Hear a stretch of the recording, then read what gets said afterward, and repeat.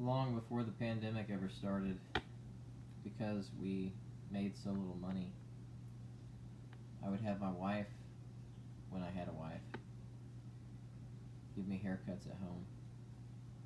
We did this, and I preferred to keep my hair short because it was more comfortable, given the fact that I worked in a very hot, dirty environment inside of a industrial warehouse.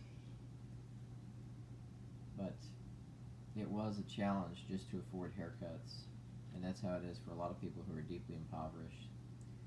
If you see somebody who looks disheveled, or they don't have the best physical appearance, a lot of the time it's not because they don't want to take care of themselves, although sometimes they are suffering from mental illness or something like that that makes it so that personal care is a challenge for them.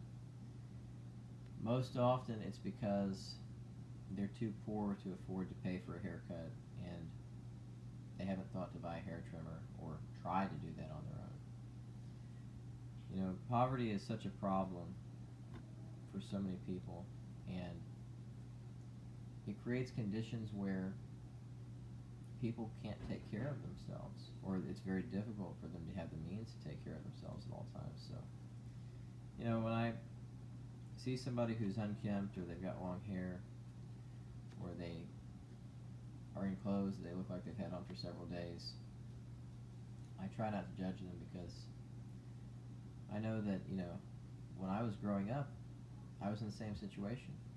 My parents didn't take the best care of me.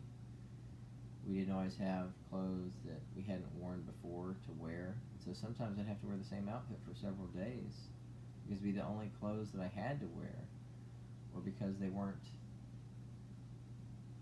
in a position where we had a washer and dryer and we could just wash every day.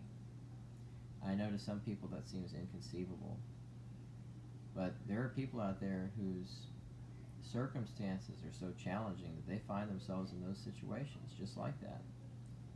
And they can't wash their clothes or keep up their physical appearance that well because they simply lack the means to do so on account of the situation they're in. It's hard for people who have a lot of money to imagine these circumstances, but that's what it's like to be in deep poverty and to have almost nothing.